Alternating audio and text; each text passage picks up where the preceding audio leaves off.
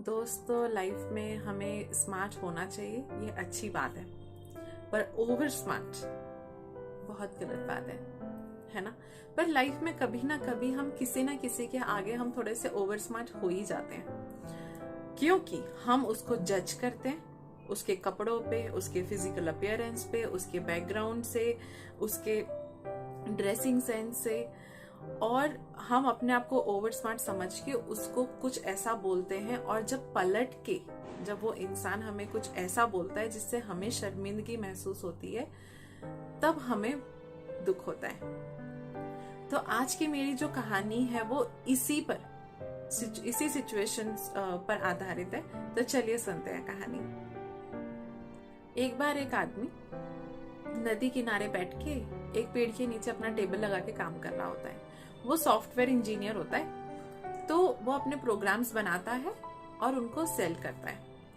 एक दिन क्या होता है कि जब अपना वो काम कर रहा होता है तो टेबल से उसका लैपटॉप किसी तरीके से पानी में गिर जाता है, मतलब नदी में गिर जाता है। अब वो बहुत परेशान, अब वो ये सोचता है कि मेरा इतना इम्पोर्टेंट काम मैं कर रहा था वो सब वेस्ट हो गया। तो उसको तब एक पंचतंत्र की कहानी याद आती है, जिसमें आप सब लोगों ने भी सुनी होगी वो कहानी, जिसमें यह है कि हम प्रेयर करते हैं, अंदर से एक देवी आती है और फिर वो हमें अंदर से चीजें वापस दे देती है। वो सोचता है क्यों ना मैं ये चीज ट्राई करूं, तो वो प्रेयर करने लगता है। लेकिन जो देवी थी जो पानी में रह रही थी, उन्होंने इसका पेशेंस टेस्ट करने के लिए वो 1 महीने से ज्यादा तक वो बाहर नहीं आई। ये कंटिन्यूस प्रेयर करता रहा, तो 1 महीने के बाद वो बाहर आई और उनसे पूछा कि क्या हुआ। तब इस सॉफ्टवेयर इंजीनियर ने बताया कि मैं यहाँ बैठ के काम कर रहा था पेड़ के नीचे और मेरा लैपटॉप पानी में गिर गया। प्लीज आप मुझे मेरा लैपटॉप वापस कर दीजिए, मैं बहुत दुखी हूँ। देवी ने सोचा मैं इसका पहले टेस्ट लेती हूँ कि ये बंदा कितना ऑनेस्ट है। तो वो पानी में जाती है और एक छोटा सा मैच बॉक्स लेके आती है, उसको दिखाती है।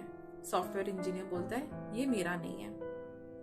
वो इतना फ्रस्ट्रेट होता है कि वो मन में ये सोच रहा होता है कि ये कैसी देवी है, इनको मेरा लैपटॉप भी नहीं समझ आ रहा है, ये क्या मैच बॉक्स लेके आ गई है। तो वो मना करता है। देवी अंदर पानी में जाती है, फिर एक और लेके आती है। वो एक पाम के साइज का एक कैलकुलेटर टाइप का होता है।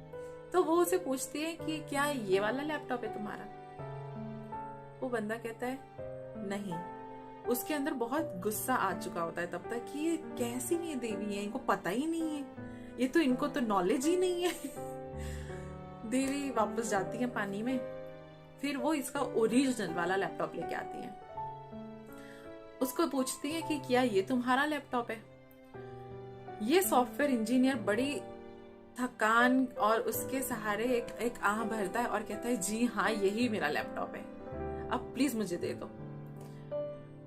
जब वो देने लगती है तभी ही सॉफ्टवेयर इंजीनियर अपने आप को रोक नहीं पाता है और कहता है क्या आप मुझे मेरा ओरिजिनल वाला लैपटॉप देने से पहले कोई अच्छा वाला लैपटॉप नहीं दिखा सकती थी, आपको इतना भी समझ नहीं है।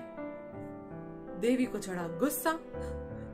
देवी कहती है अरे बेवकूफ इंसान, तुझे जो मैंने पहली 2 चीज दिखाई थी वो IBM के लेटेस्ट कंप्यूटर्स थे, मिलेनियम एंड ट्रिलेनियम। तुझे समझ नहीं आया तो इसमें मैं क्या कर सकती हूँ। इतना कहकर देवी इसका जो लैपटॉप था वो लेके चली जाती है।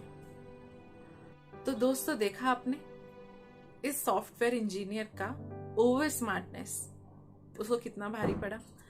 तो जिंदगी में हम कई बार कई जगहों पर कई लोगों के सामने हम अपने आप को ओवर स्मार्ट प्रूव करते हैं। ओवर स्मार्ट एक्चुअली प्रूव नहीं करते हैं, हम ओवर स्मार्ट बनने की कोशिश करते हैं।